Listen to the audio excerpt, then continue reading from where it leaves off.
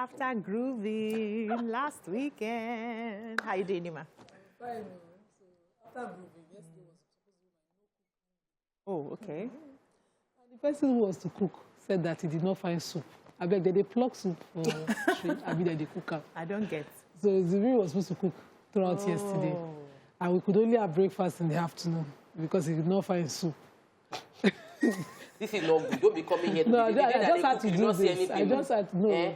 That's his weakness. It's something he can't do, but I need to push him to do it. So he couldn't do it, and we had to be bailed out by my sister-in-law yesterday. Who now brought soup? She brought everything in a very heavy cooler, and we couldn't even finish eating. But it's not nice that somebody cannot cook. But yesterday, Friday was, I've not stayed out in a long time, so I'm going to be enjoying it next. When I go out for events, I have to leave early because I don't have the convenience of nearby. But you tried, you stayed? I stayed, I kept monitoring traffic. It was either go early, stay in traffic, or go late, don't stay in traffic, and still go alone. So both were a risk. I enjoyed the ride home by myself. No traffic, at least. Just a bit of it. But it was, rested the rest of the really fun. Yes, I must say thank you to a lot of people that came out. I know that came out when it wasn't, they had other events. And said to Bisola, Toba show up Ija. So when I saw, I was super excited. And I heard that Madam Abike Dabri made it, even though she showed up. It was a massive event.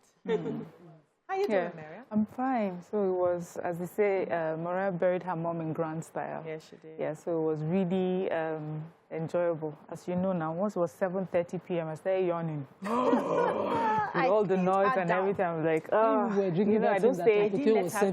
I don't. You know yourself. Wait, I had champagne. I had like 2 glasses of champagne. So you were going to yawn at 7? No. I naturally don't stay up late. So wherever you put me, even if you put me in a disco hall, once it's getting late, my body starts to shut down quickly. So it has nothing to do with the champagne, hater. She was not happy with it. How you doing, there? I'm good. Grateful. You grooved. I enjoyed. I didn't exercise that morning. I knew I was going to dance and work, and I completed 14,000 steps. I was happy with myself. So you were counting. Was like, my wrist was. My husband said when I came, you were like 8,000. So that means between these 2 extra hours, I said that was mission accomplished. But I was grateful to God for that. There was something that my husband has attacked me recently. I think with just a few seconds. He said, "I'm proud," and I was not like, no. But then God gave me the right answer this morning. You now saw the pride? No. I did not see the pride. I now saw that it clicked for me that I had been around wealthy people growing up that did not help. So I've learned as a child not to worship or see wealth like you are big as a big thing. So you are big for yourself. I respect you that you have earned your success, but I'm not going to come and be saying I want to befriend a big person, because I know that if God did not send you to bless me, you can have all the money in the world and you will not do anything for me. So I will respect you and face my hustle. The person that God sent to me will come and meet me. Oh, this respect for your husband now? No, this response. No. He's going to watch it because he was saying I'm proud. Because I did not greet some people. He said I did not greet them the way I should have greeted them. And all of that. Okay. I'm not priding. It's not in their hands. Today is... They are not my future. It's tell off the husband through the TV. I'm doing markets. I'm selling. Sales, galore, hair, clothes, anything you want. I think this is the best time to buy. Yeah. Because before Christmas season, now... And you know the dollar rate. Let us know what you're selling that Muslima can wear. Okay, yes, something... Okay, don't worry. I'll get your own stuff for you. Then you model them for me. You model them for me. No. My babes are working. Okay, right now. All right, let's take a short break. When we come back, we take the newspaper reviews. Stay with us.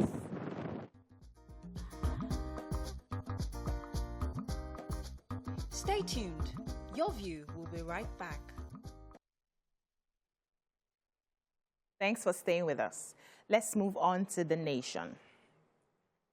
Tension heightens in PDP over uncertain convention. Governors consult over Secondo's court case. Makinde, October 30, date sacrosanct.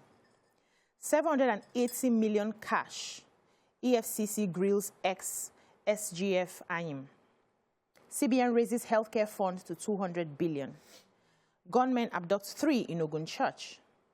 APC okays Osun State Congress results. CBN, SEC, NGX begins scrutiny of Otedola's FBN Holdings share acquisition.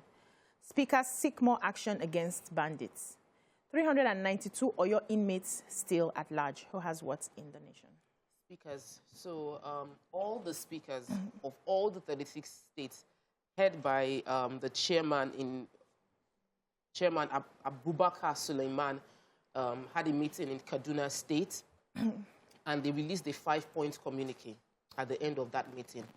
One of the major grounds they had was that the presidency, they appealed to, should declare all bandits terrorists, and that they've analyzed the activities of bandits, and they do exactly the same thing terrorists do, and that there's no reason they shouldn't be proscribed as terrorists, and let all the right actions be carried out against them. Then they also raised the issue of governors, that the governors that have not signed the financial autonomy bill that the state assemblies had passed within their states should do so, because it will strengthen democracy and many other. Then they mentioned that the Northwest, the North Central have promised to help the federal government with security framework to improve security challenges within their area, but they need the federal government to also help by carrying out that prescription of calling bandits terrorists very fast, so that the implementation of security can be swift. So everybody is speaking. CBN raises healthcare fund to 20 billion. So the CBN governor at the weekend, during the opening of Duchess International Hospital in Ikeja, also said that the intervention fund for the healthcare sector, which was 100 billion, has been expanded to 200 billion. And this is, of course, we know, geared towards the healthcare products and services, local pharmaceutical companies, healthcare practitioners that are willing to expand their capacities. They can benefit from this scheme. And he says this is expanded also because of the pandemic to cushion the effect and meet with demands, and also to help to reduce medical tourism. So he's hoping that this fund will help us scale up our healthcare, to international standards, and also make sure that we have specialists, pharmacies, pharmaceutical products and services. Everything will be found here. Will meet all sorts of, all demands, and we don't need to travel every time. I hope the politicians who actually do the traveling, because people like us don't travel. We can't afford to. Some of us don't have a choice. So I have a friend that had cancer, and there's only one PET scan. Actually, there wasn't any PET scan in Nigeria. Wow. And only one currently. Each scan costs 750,000 naira. So obviously, if they would put these funds into the getting equipment for the medical sector, people would need to meet the needs. Yes, there's a need, and so it's important that this fund reaches the hands of those that would use it. 750 is a lot of money. I hope that's also subsidized. Yes, I have the INEC assuring visually impaired people of their franchise this time in the elections in Anambra. They said they've created what is called the Braille ballots. So this instead of the blind persons going into the ballot area with assistance, they can now just do it on their own. Wow. Somebody can then say this one, this party, that party, but now they can actually. This is commendable, and it's been appreciated by the chairman of the Joint National Association of Persons with Disability, Ugochukwu Okeke, who has thanked INEC for this and says that this will not be put to waste. And he also appreciated all their efforts in creating the desk for gender and for people with disabilities within the INEC. That's inclusivity that we're talking about. Yes. Awesome. They're listening. They're listening. So they said gunmen abducted 3 worshippers in Ogun State, a church, Cherubim and Seraphim, Obada Oko area of Ewekoro, Council of Ogun State. I really tried. I'm trying. I killed it. Thank you. And so they were having a vigil when gunmen invaded the church and abducted 3 persons. They mentioned their names here to be Ifeoluwa Alani Bello, Adebare Oduton, and Mary Oliide.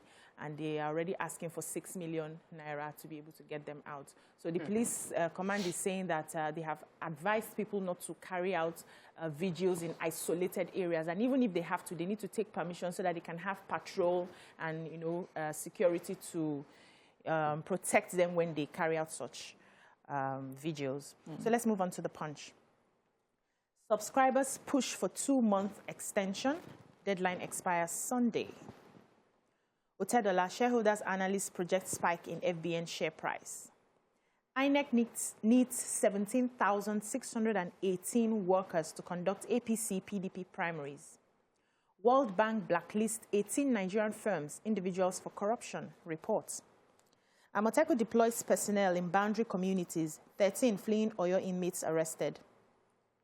Buhari jets off to Saudi Arabia for investment summit today. Odua, EFCC detains AIM over 780 million aviation ministry fund. Army detains soldier for assaulting Kwara nurses during wife's delivery. Gunmen demand 6 million for 3 kidnapped Ogun worshippers. We've taken that. NDLEA seizes UK, Malaysia-bound drugs.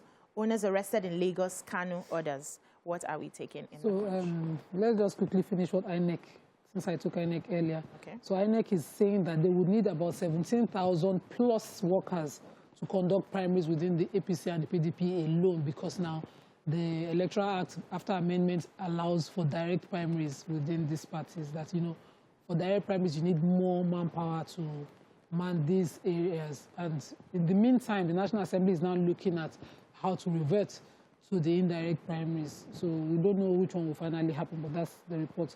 Quickly, the World Bank also blacklisted certain companies within the country for what they call corrupt and collusive activities. They gave details of them. They said they have, been involved in corrupt practices, fraud, collusive practices in their entire 2021 fiscal year. That's what their report is saying. And in details, they name the companies, the instances of their corrupt practices within the paper. But you have 18 of them. I cannot start to name everything and what exactly they did. But that report is very detailed if you need the... Any other story? Yes. The NDLEA story. The operations of the National Drug Law Enforcement Agency intercepted 2,060 kilograms of assorted drugs, including heroin, methamphetamine, cannabis, tramadol, and rofinol. These drugs were intercepted. One particular one, 4.4 kilograms, was intercepted at Sako. That's being imported into Nigeria from Johannesburg, South Africa, via Ethiopia Airline. Was cleared by Chukwuemeka Ugochukwu, a freight agent, and the consignment was another person, Kabiru, a storekeeper. It was embedded in sugar.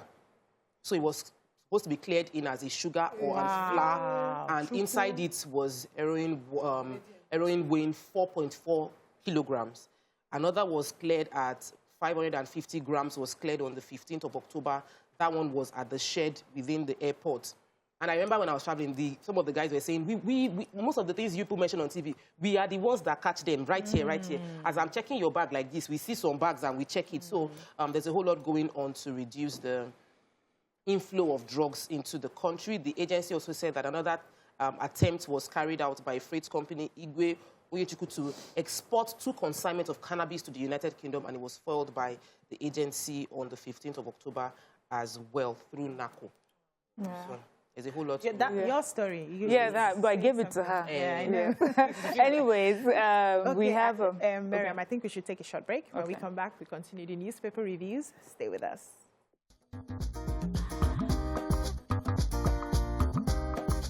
Stay tuned. Your View will be right back.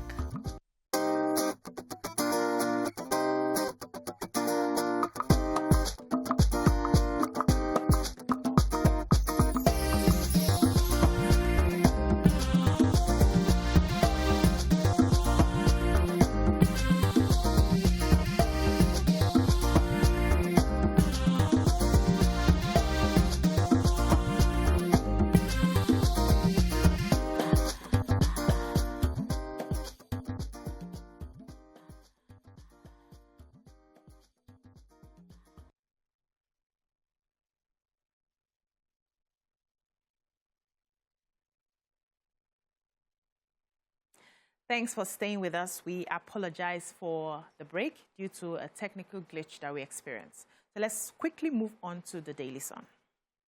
Editors to federal government, insecurity hampering development. Federal government talks tough over Oyo State jailbreak. Vows to recapture fleeing inmates dead or alive. Sit at home, Anambra adopts Saturday as school day. Ohaneze Tumalami, stop pitching Yoruba against Igbo. Nnamdi Kanu, we are taking steps to secure consular access to the UK. VAT, Rivers not fighting federal government. Once constitution respected, says Wike. What do we have? Yeah, so in Anambra State, they've adopted Saturdays as a school day due to the sit-at-home that happens on Mondays, and children are losing time. And the state government is trying to be, proactive. It says does not want their children to lag behind, and so has approved Saturdays for school days. And I hope that this would not be a problem with, the other things that are happening in that state and in the East. It's really important that our children still get the education that they need and that they deserve. Yes. So the All Nigerian Editors Conference, the 17th edition, took place on the 21st and 22nd of October. Rising from that conference of editors, there was a communique released by the President, Nigerian Guild of Editors, Mustafa Issa, and the General Secretary, Nigerian Guild of Editors, Iyosoba Iwugare. From the meeting. So one of the things, the highlight of the communique was the fact that the media, the insecurity challenges facing Nigeria is affecting and is crippling development generally.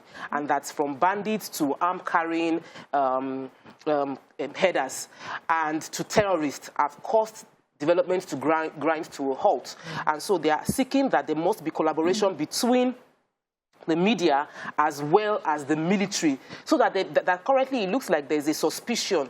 So there's suspicion from the part, mutual suspicion between the military and the media, and they need to work together to properly inform people of what is going on part-time. That journalists are often impaired because they don't have enough information and are harassed by security agencies, and this shouldn't be the case because the journalists are the means with which information is carried from the military to the citizenry, and so they shouldn't be harassed or disturbed from carrying out their action. And I really believe that we are hoping, all of us that work in the media space, to collaborate with the military to find a more lasting solution to the security challenges of this country. However way we can. Thank you so much.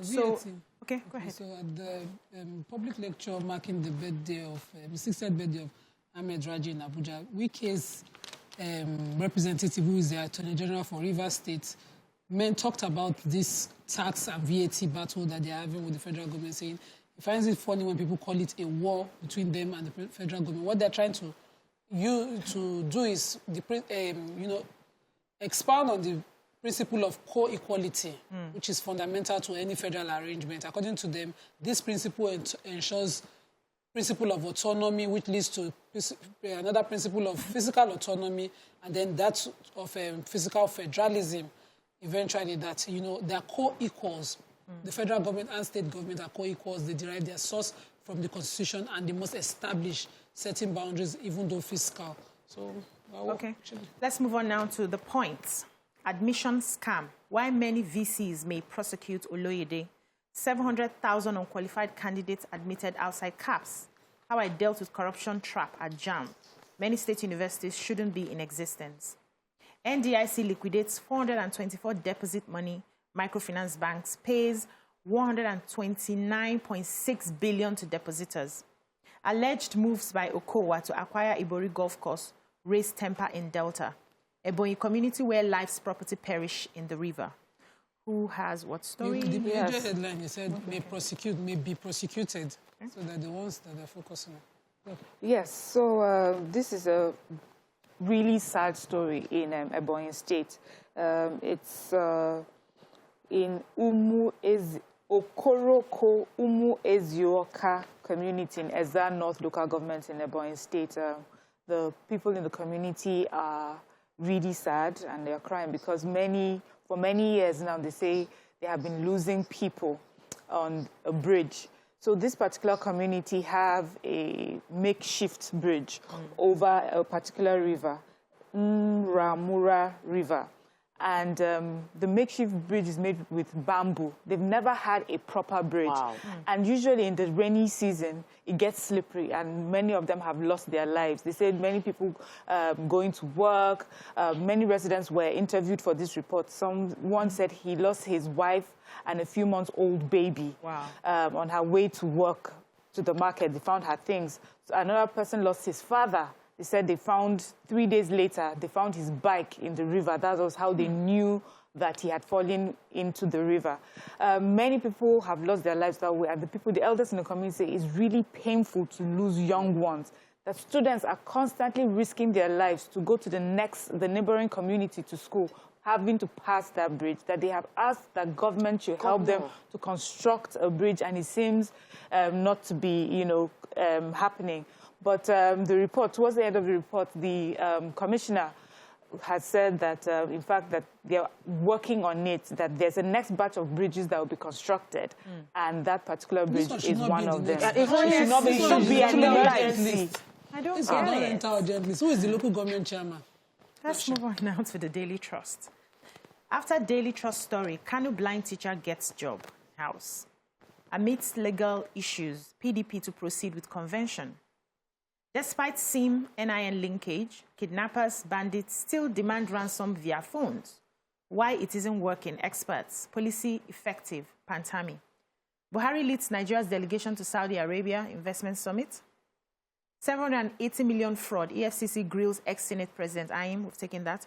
Gunmen attack Ogun Church, abduct 3 worshippers. We've taken that story. 33 states may not pay salaries as 172 billion deduction grounds revenue disbursement.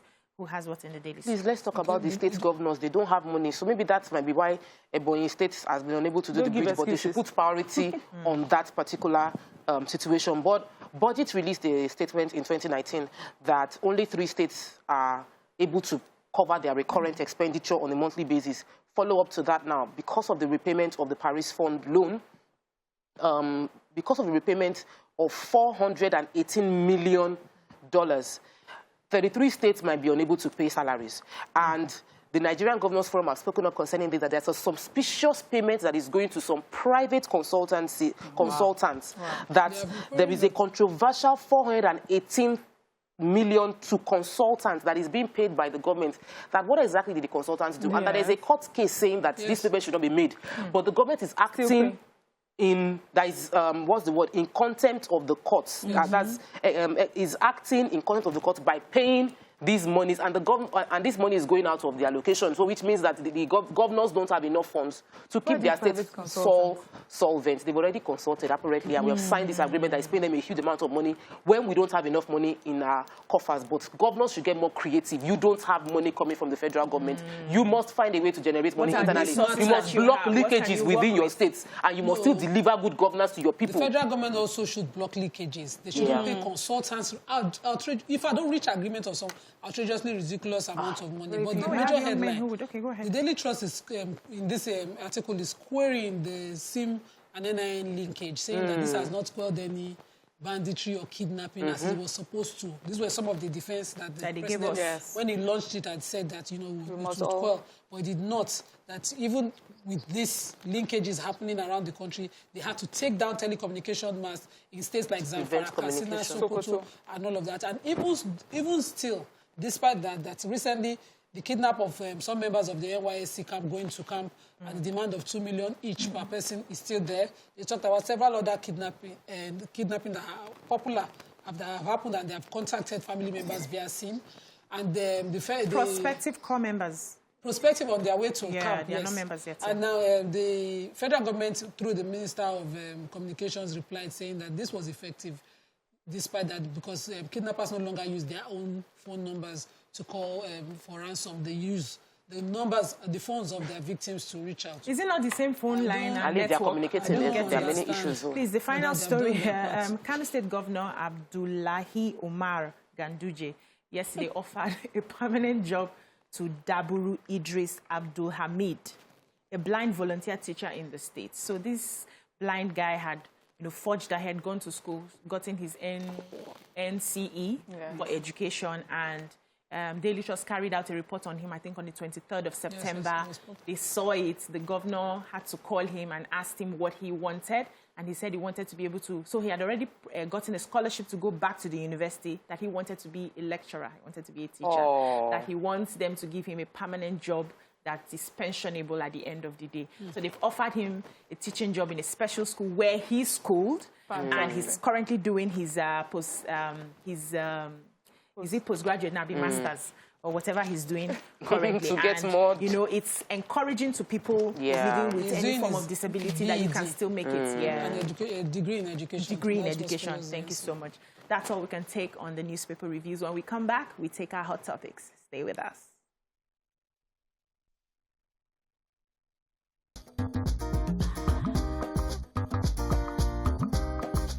Stay tuned. Your View will be right back.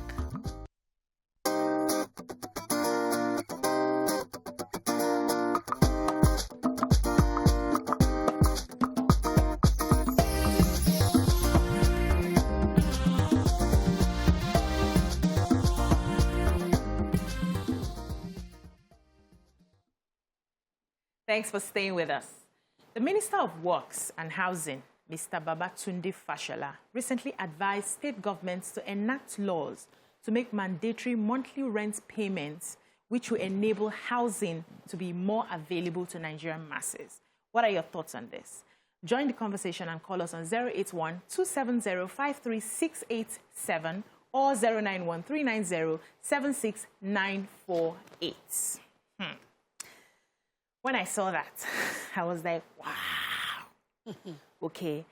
As a landlord, as a tenant, what would be your perspectives? Where would you want to? Because I know that sometimes most of these landlords really invest their life savings and earnings to have something at the end of the day that would be like another stream of income that will sustain them. We already know the failures of the states and how you finish work, you are fighting to get your pension. So this is a sort of pension for some people. But now that the state government is saying we would likely have laws that will make sure that people pay just monthly to serve the masses, what happens to the people who have invested, who have built without the support of government? No, the minister is saying that he's advising state governors to create the law within their states to make it mandatory for people to pay monthly. From a tenant's perspective, it sounds good, it sounds fair for planning. From the perspective of someone in the real estate business and knowing the numbers that I know, if you build a 4-flat or you build a duplex in Lagos right now, it will take you in the minimum 7 to 10 years, sometimes as much as 12 years to recover. If you're collecting your salary, your rent, that's even on the case that you don't have any defaults. By the time you finish building your commercial property and you're collecting rent every month, it might take you 10 to 12 years to recover the initial money that you used in purchasing the land and building, which doesn't make business sense, which is why many developers don't do rental. They do buy and sell. They build and sell so they get their money back and continue the business. A government cannot create a policy on what you should do with your money when it did not support you in making the money or in financing your building project. If you check out developed countries where there are stipulated laws concerning how you should do your rent, all that the policies, the government literally funds everything. You get a land, the government gives money to build. You want to get mortgage, you get mortgage to buy. The process is so government involved to make it easy for everybody. But if the government isn't doing much to support the industry, then they cannot create policies that will not be effective in raising the industry at all. They tried it with saying 1 year rent and it's not been very successful. Okay, so in my own case, looking at it from both sides and looking at what, happens right now when it comes to defaulters. First of all, I want to say that I think it will be a fantastic idea to be able to pay monthly because it will help a lot of people, build on their earnings to improve themselves. When I was growing up, I grew up with a mother who was a nurse. She was the breadwinner and the sole provider for us. And I'm sure it would have gone a long way if she was able to pay monthly instead of putting all her earnings together, try to put everything and pay yearly. So it really made it tough. And I know that this particular law, it's being geared towards low-income earners. So that's on the one side. But the second thing is that I know that in Nigeria, you cannot, if someone defaults, and no matter how long the person has defaulted, you cannot just take the person out and throw the person out. There is a process, and that process takes a long time. And I know that so many cases of landlords and tenants in court. This is even the 1 year, 2 year rent. So if you were to push the monthly rent style, then you have to do something about how to get your money. You have to do something about how a landlord now does not completely completely loses out because he has decided to put his earnings, his earnings into building a building for people to rent. And for me, I think also it will discourage, they're trying to do this to encourage more housing units and provide basic shelter for people. But what it will do is that it will discourage people who have money to build homes from building. So we need to be careful that in order to push this 1 month, what else can the government do to make sure that the landlords themselves see it as an advantage for them? First of all, like Tope has mentioned, should there be some form of payment plan where government sort of pays maybe the first 6 months and then says to the tenants, you pay the remaining? So for the first 6 months, the landlord is comfortable enough and waiting until the tenant is able to pay the next one. Is it a direct debit on low-income earners that are working in formal, settings, that so they can get their monthly rent from source? Or else, if we leave it to, just pay as you go. Pay as you go. I think it will be very difficult to get your Thank you rent. for your thoughts, Miriam. Nima? It's, for me, a welcome alternative. So this shows that, the minister is constantly faced with questions like this and is preferring solutions. The issue for me is, locking it down on a particular policy. So when they brought the 1 year rent policy and made it law, you found landlords finding alternatives on how to bypass it. I think they should open up that sector. If your choice is a 2 year plan, it's the choice of your tenant to take it. It doesn't become illegal if you choose to recover your money that way. If it is your choice to do a monthly plan, if you're a considerate investor and think life is hard for me too, I want to consider my tenants, it should be like that. And you will have other criteria that you would pick your tenant by. If I had an investment, for instance, a house where I wanted to put my tenant on monthly rent, my tenant had to show means, a job that I'm sure and certain that he can pay, and he can put that payment on recurrent payment, so that automatically his account is debited to that amount from source. So I can rest on it. But I don't want government to now lock it on a monthly plan, forgetting that we have mischievous tenants everywhere. Are you telling me? With also an alternative that I've always considered is putting the recovery of premises action in a special court.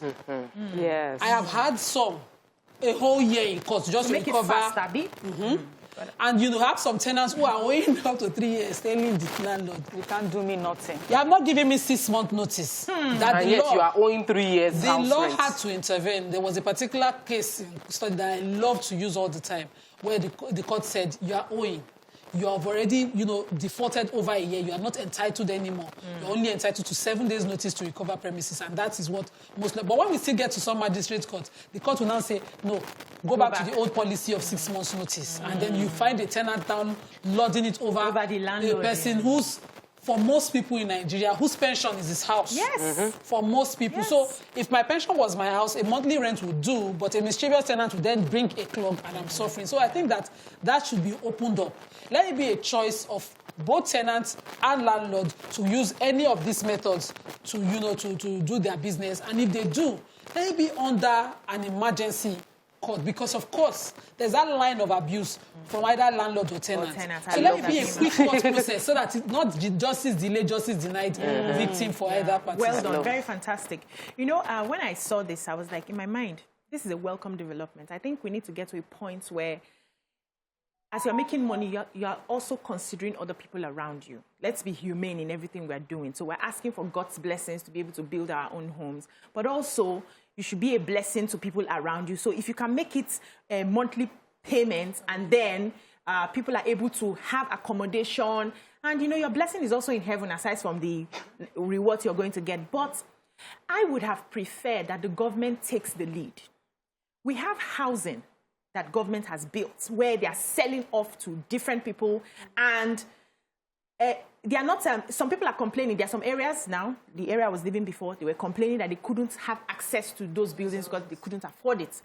And for me, if the government had used some of those houses, put people in as rents, let them pay monthly, start it, see how it works. Then, hold on, start to see how it works, then start having conversations with landlords to say, this is a policy we have started, this is working, we have modalities to handle those people who offend and are not able to pay, and then you get your money, and then let the landlords decide by themselves that, okay, I think this is an option that is viable for me. But when, like you mentioned, but when you put it into a law, it becomes mandatory for the money you are not even aware how they made. No, it really doesn't. See, government is not for one side. Government is for every side. Okay. So government, it doesn't matter how the money is made. If you allow a capitalist system without regulation, there will be definitely abuses. So the government has to regulate. Okay. On the part of government not doing this method, taking the lead, government is already doing that. And I'm aware, yes. There's rent to own. Yes, there's rent. No, apart from rent to own. Monthly payments? Most of the buildings that I know that the government Lagos homes own.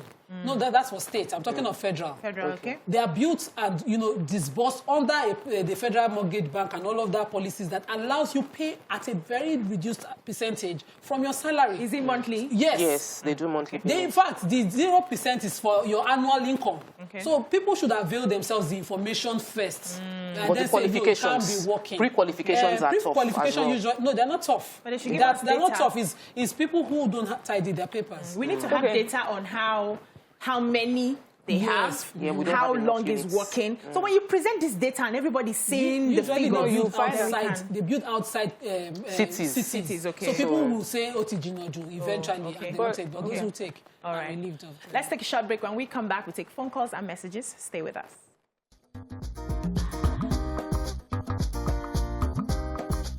Stay tuned. Your View will be right back.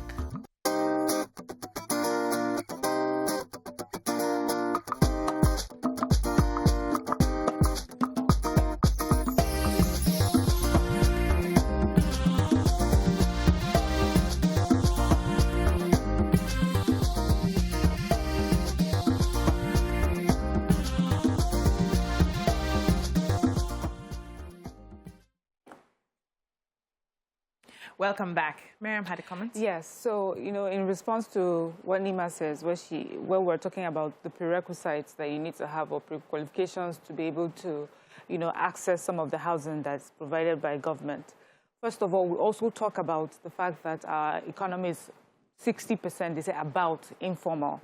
And that means that there are people who may not be qualified for some of the things that government is putting in place. So if you have an informal, so this housing that we're asking for, who is the target market? Is it for the 60% that are out there who do not have these papers, who do not have, you know, Tax or 80%, you know, tax receipts and things like that. So if we're talking about those people, then government needs to do a lot of work before we get to the point where we're asking them to pay monthly salaries. Or the government has to now provide these housing themselves and deal directly with this informal sector and find a way to formalize it. You know, we've had this conversation of how to formalize the informal, the huge informal sector that we have in Nigeria. And these are some of the things that affects them, where they're unable to access government interventions because, you know, we just cannot find them data, papers, or anything to.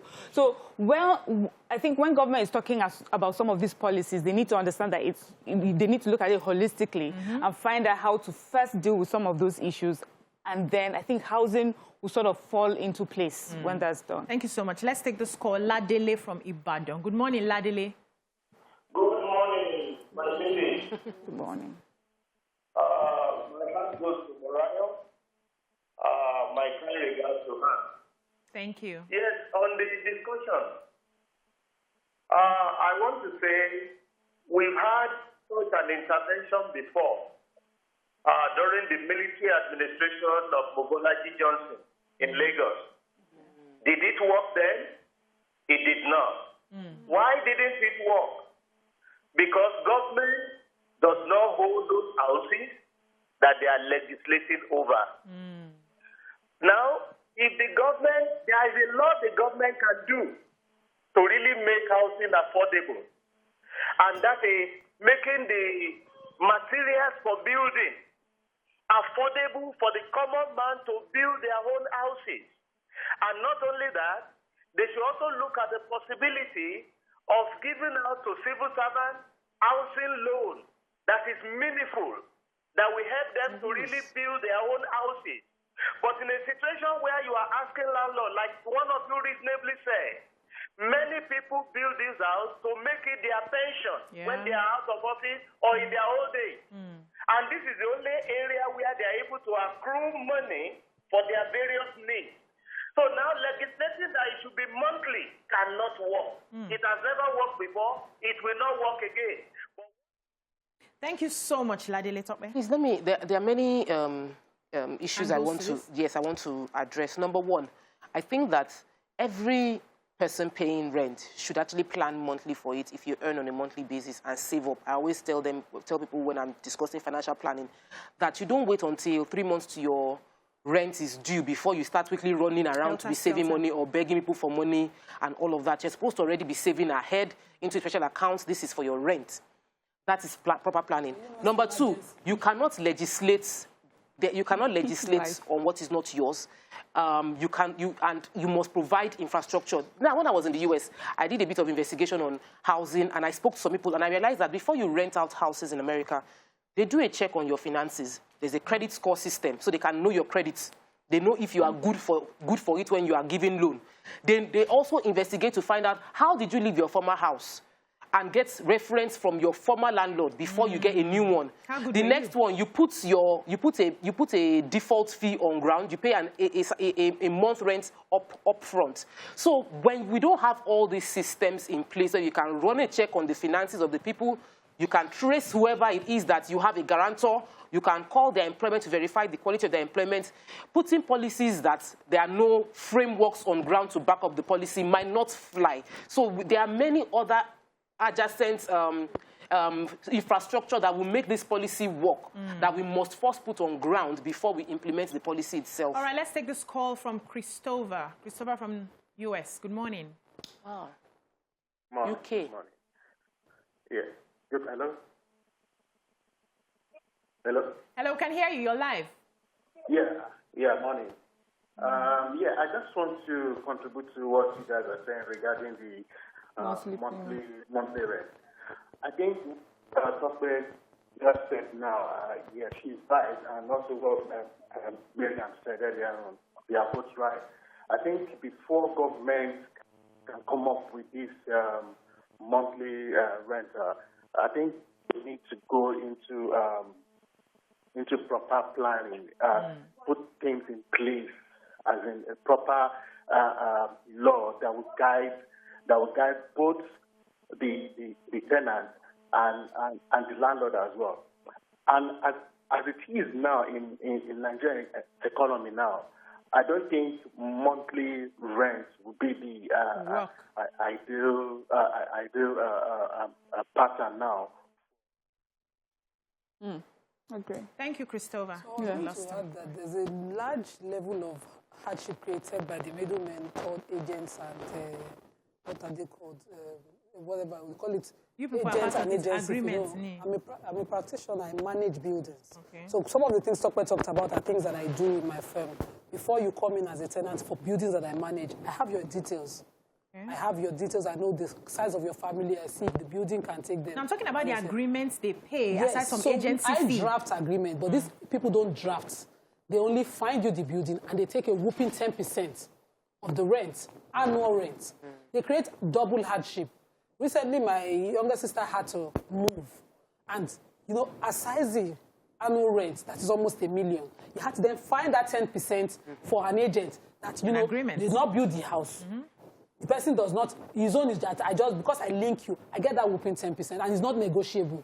To make it non-negotiable is even further creating hardship. They do 5% so now. Sometimes, if these people are not professional, their fees should be more than negotiable, and it shouldn't be up to that point where it makes it harder because government is only trying to see how they can ease things for everybody by, creating fees that are payable by tenants as well as, that they consider enough for a landlord who's invested his money.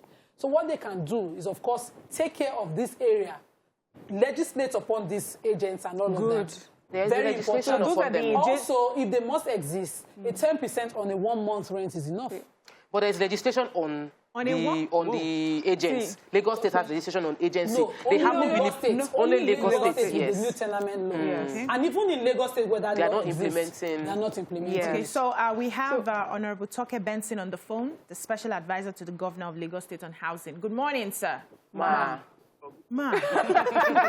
I saw Benson. I'm sorry. Good morning, Ma. Hello, my name is Tony, calling from Korodu. Okay. That's a caller. Good morning, Mr. Tony. Let's have your thoughts. Hello. That's Madam Toke. That's okay. We apologize. There was a mix-up. So, Honorable Toke, good morning, Ma. Good morning. How are you? I'm doing amazing, Ma. So we've been talking, I don't know if you've been listening to the show, we've been talking about the law that would likely be coming up and how the government can enact a law that would ensure that tenants pay monthly as against yearly. So, actually, okay. Can I go ahead? Go ahead, yes, please. Actually, we might not necessarily be looking at a law. We might be looking at a policy. Okay. And I think I heard one of you saying that government does not only have to think of the investor, but also the people of Lagos State. And we should make policies that will alleviate the pains of everybody. Yes, the landlord wants to make his money back. Yes, the landlord invested for pension and for certain other reasons. We're also taking those into consideration. I think I would just advise that you hold on a bit, take a back step, and see what the policy would be. It's not something that is it's not draconian. Okay. And we've actually been practicing the monthly tenancy through our rent-to-own program. I know Nima spoke about this. And quite a number of people have been beneficiaries of the rent-to-own. What we do is we charge you 5% once you buy the house, which is the down payment. Then you pay on a monthly basis for the next 10 years. So we have been doing it. We've safeguarded our investments through pre-qualifications, and it is open to both the formal and informal sector. We have a board called the Lagos State Mortgage Board, and that's where the pre-qualification process takes place. They look at your income over a certain period, and they look at the pattern. So what the policy says is that we cannot allow you to get on the scheme if we are going to take more than 33% of your monthly income. So we are aware of the fact that you need to do other things with your income. So if it is over 33% of your income, then you will not be pre-qualified for that particular unit you're trying to buy. So we're doing it. We're looking at everything. It's also going to help us stop fraud in the real estate industry.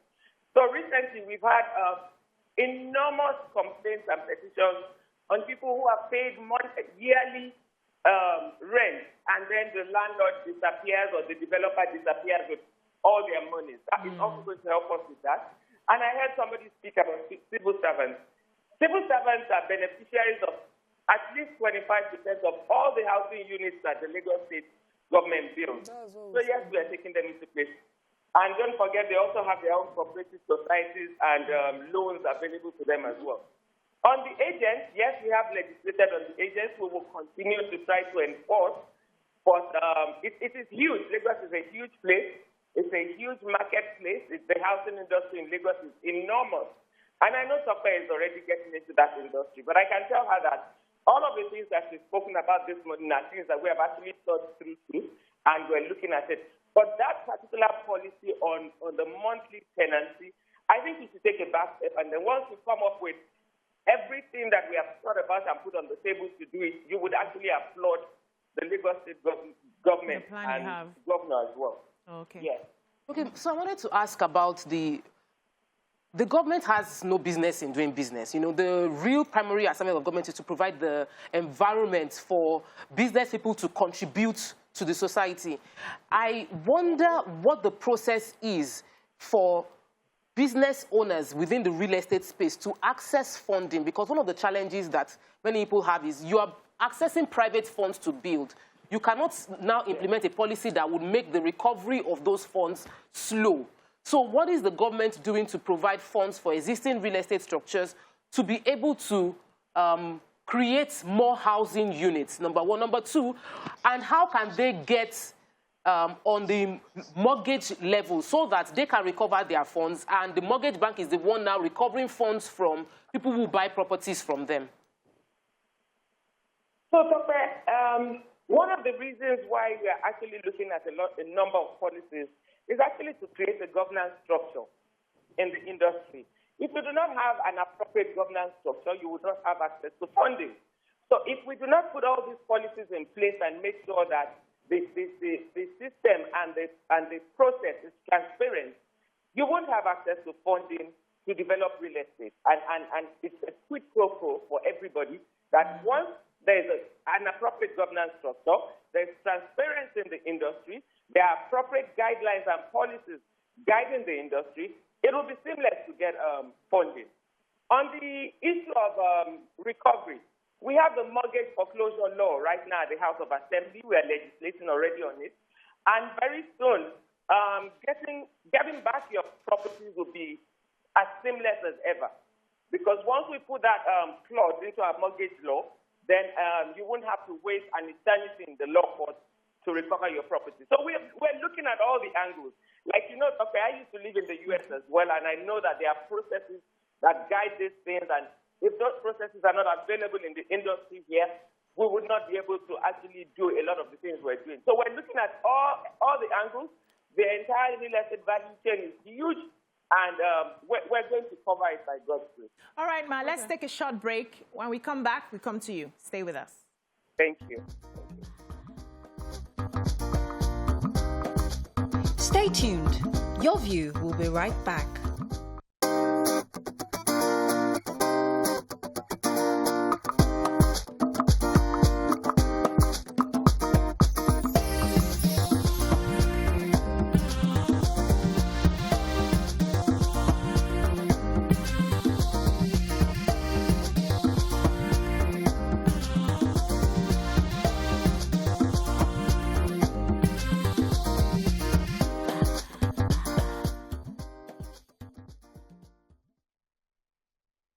Thanks for staying with us. We still have Madam Toke Benson with us. Miriam had a question. Mariam, I was wondering if you heard when we talked about the informal sector and how, you know, what the pre-qualifications for them would be to access housing. Oh, yes, I heard you, and I think I already mentioned that. I told you about the Lagos Mortgage Board looking into their bank accounts and looking at the pattern there and seeing that there's actually an income that comes in either on a daily basis, on a weekly basis, or on a monthly basis to determine if they actually do qualify.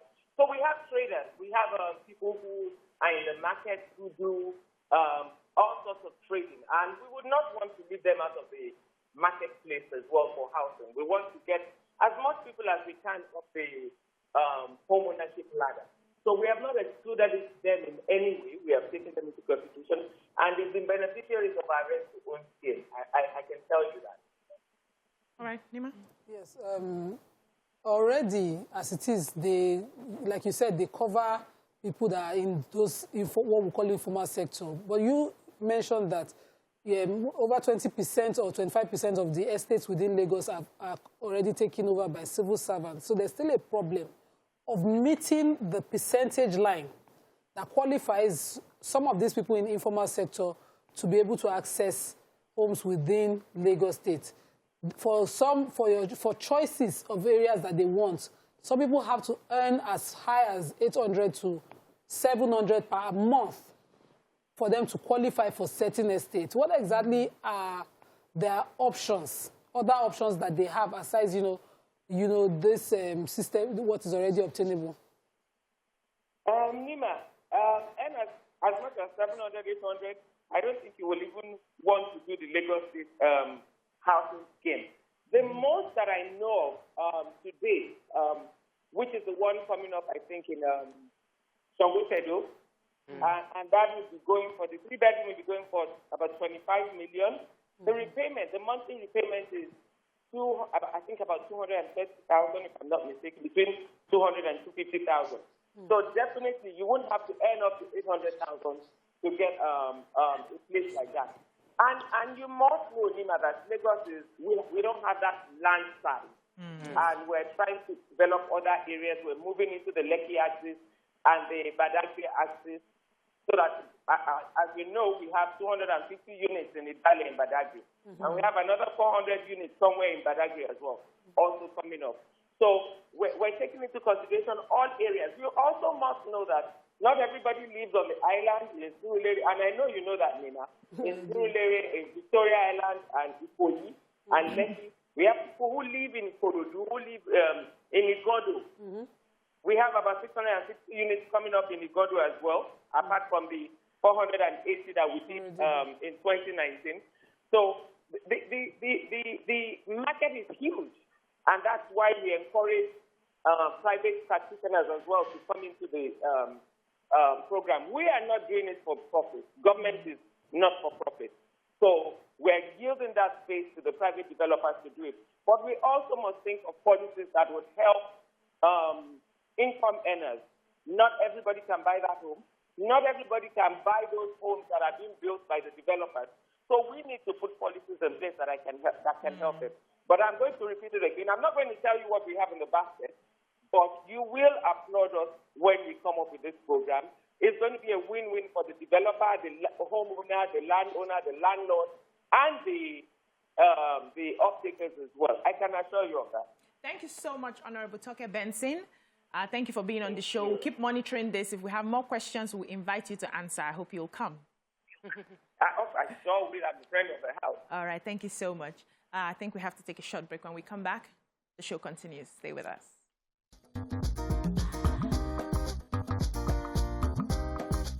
Stay tuned. Your View will be right back.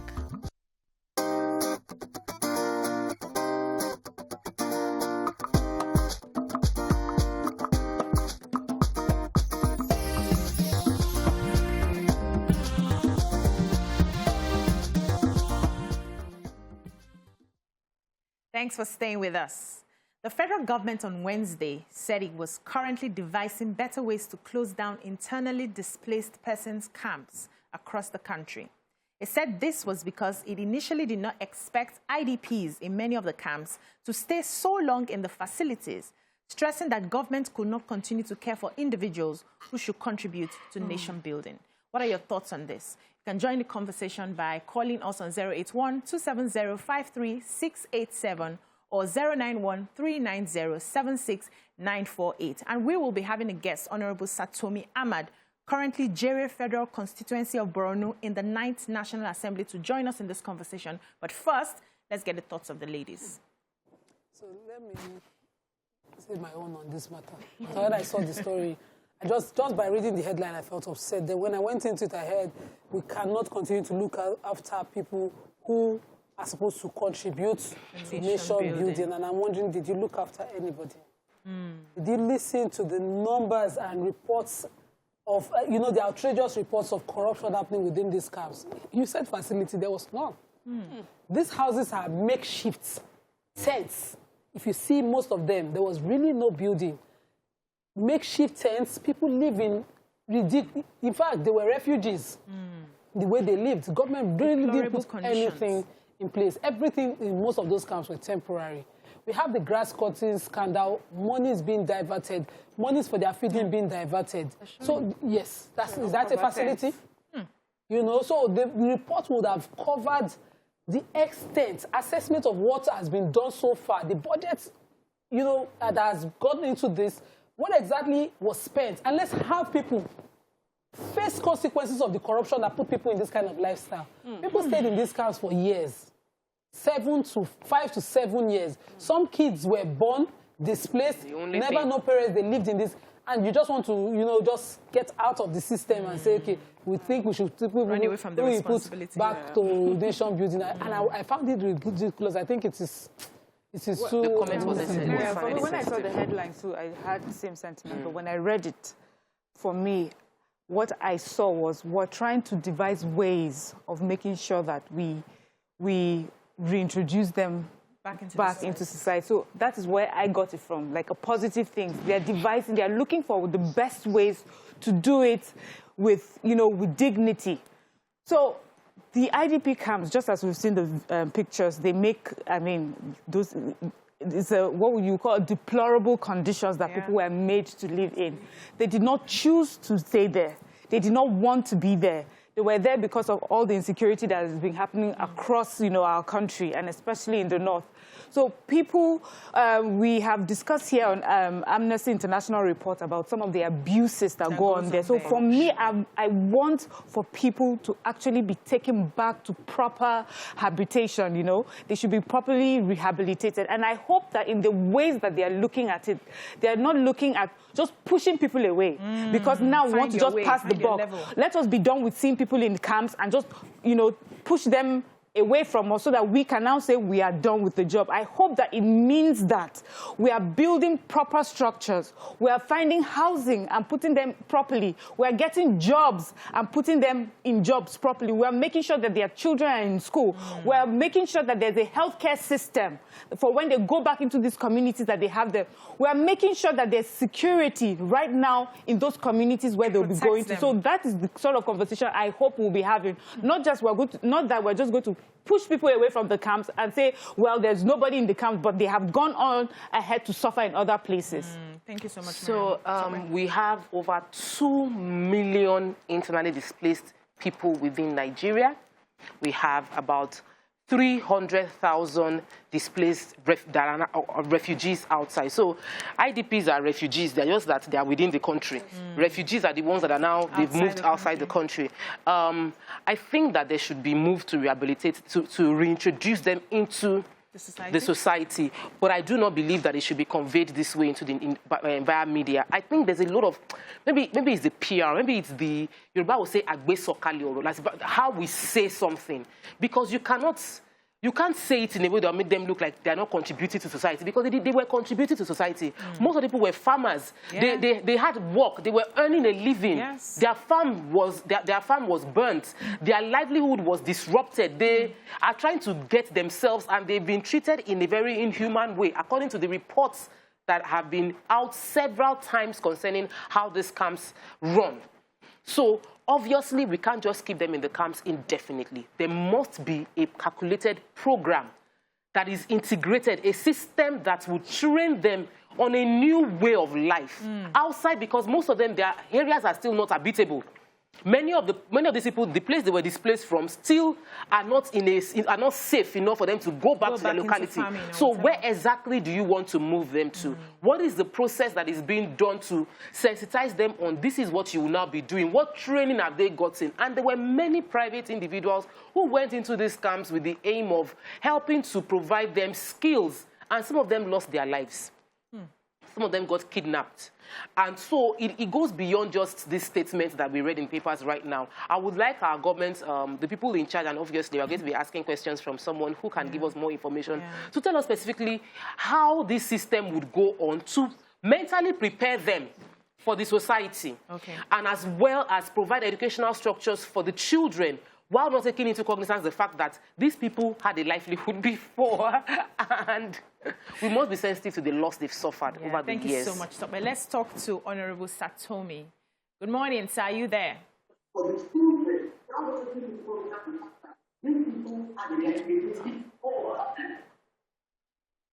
Are you there, sir? Please don't listen to the TV. Honorable Satomi, can you hear me? Morning, how are you? We're doing amazing, sir.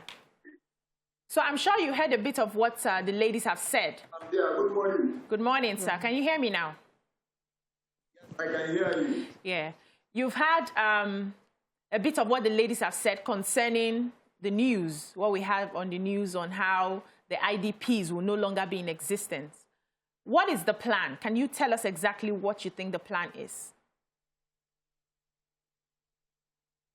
Thank you very much for this program and for having me.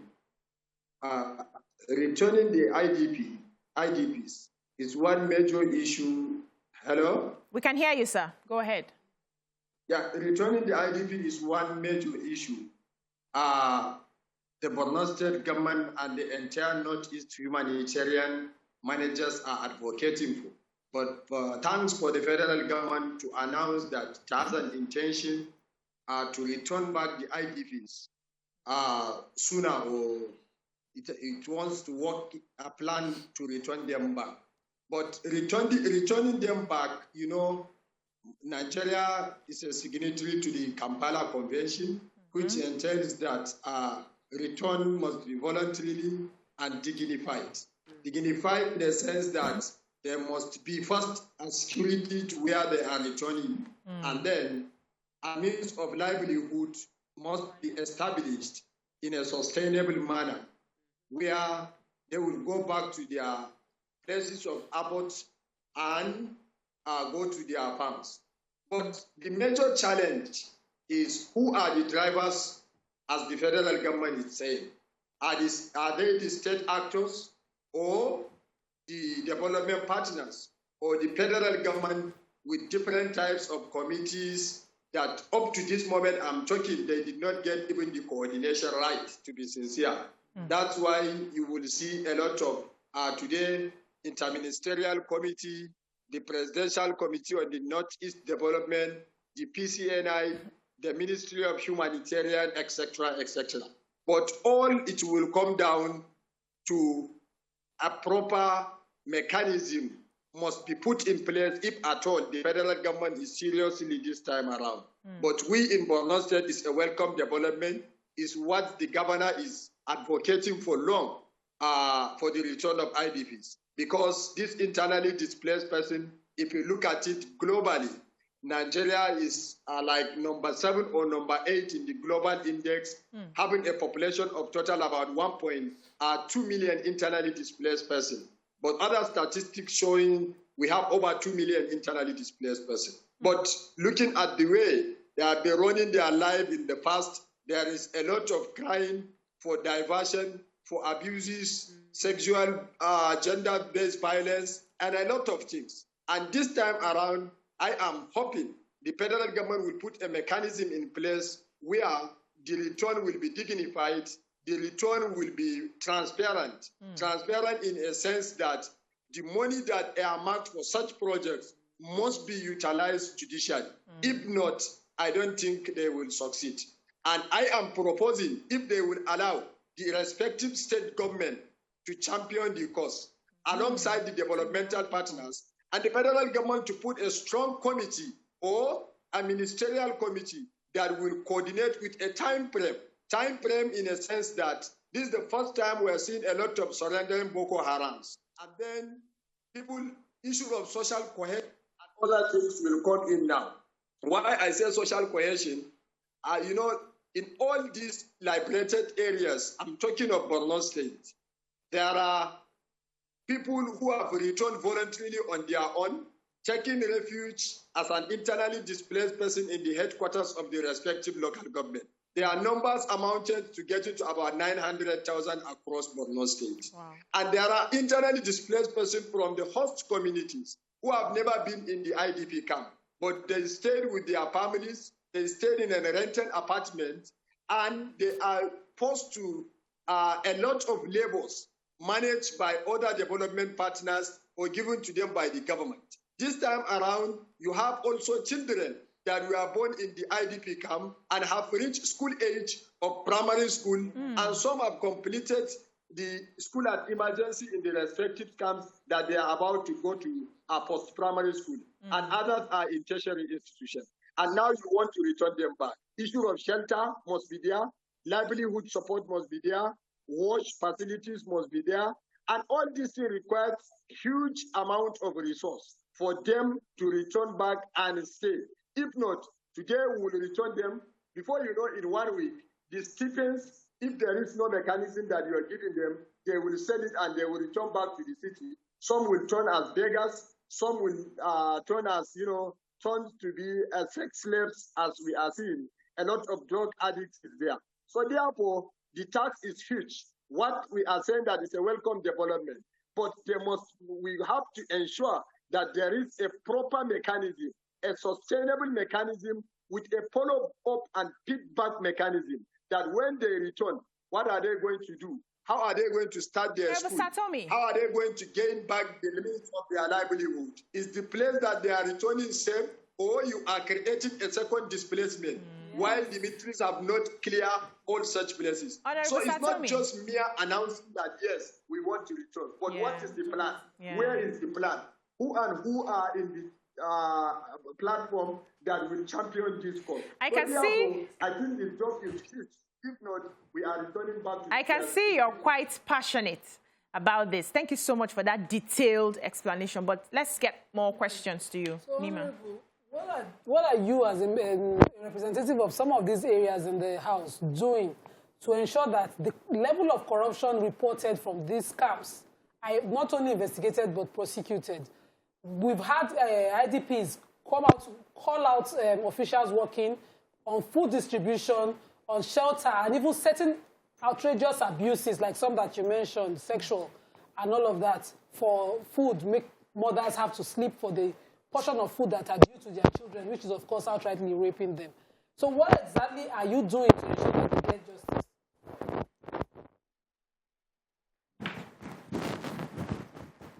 Are you there, sir? Oh, looks like we lost him. We've not lost him. Okay, he's there. Did you get the question? Okay. Yes, I got the question. What are we doing on the misappropriation and non-proper management of the internally displaced camps? This is a very good question, and this is a major challenge in the IDP camps. I mentioned that there is an issue of coordination. Up to this moment that I'm talking about, the federal government did not get the coordination right. There must be a humanitarian coordination on the United Nations Development part headed by OCHA. And there's supposed to be a government that's supposed to champion this cause. And then if at all,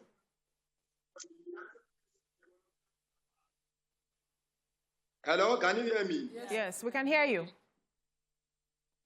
So we did not get the coordination right. If at all we have the coordination right, coordination simply means to identify the 4 Ws of all the development partners. And then if there is, by now, in the coordination cycle, there must be an agency like the ICPC, like agencies like the EFCC. So also the police, the DSS are there. So therefore, if everyone has to do its work, by now, we will know where the gap is coming from, and then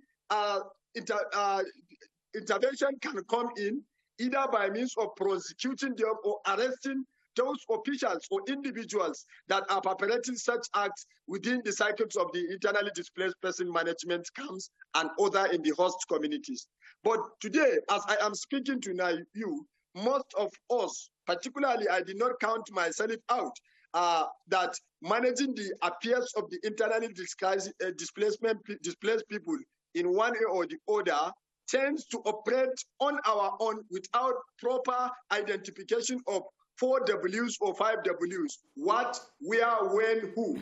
So duplication of efforts are there, repetition, diversion, etc., etc. So therefore, if all such things have to be done, we need to all come on board. But as a member of the parliament, for us, we can only pass a resolution.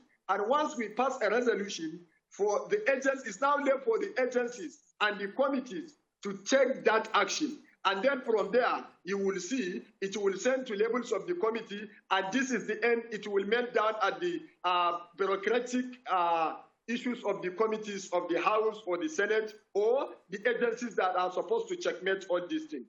But that's why the only solution is to find out a proper mechanism where those people will be relocated back to their community, and there must be a follow-up mechanism for sustainable, in line with the Kampala Convention, that the return must be safe, must be dignified, and above all, security must be there from where we are returning them. Thank you, Honorable. If we take them back to the local government headquarters, still we are creating a second.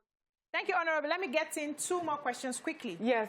So, Honorable, if you could just help me, let's just list. Let's not just, instead of explaining, can we list in what process or procedure do you think would be the best way to go about rehabilitating or taking these people back into society? What should be the first step? So that even Nigerians would be looking at it and saying, okay, yes, they've done the first step right. Then what should be the second step? And what should be the third step? And who should be the stakeholders that will be involved in making sure that this process is followed and also checking and balancing if there are any abuses? Okay, I wanted to just ask again specifically, have you in your capacity, Nima asked the question, but we didn't get a specific answer. Have you investigated any corruption allegation within the IDP camps specifically? And have you been able to prosecute or initiate the process of prosecuting anybody that is guilty?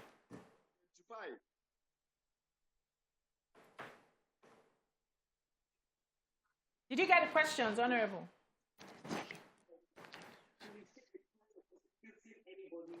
He's listening to it. Can you come again? The question? The last question or the first? Yes, the last question. Have you? So she's asking for specifics. Have there been any prosecution of anybody guilty from the corruption on the in the IDP camps? Specific. It's no time.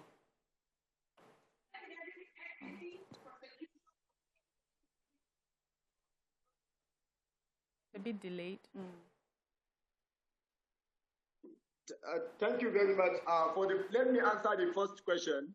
The first step is straightforward. First, to establish the place of return, as I said, must be safe.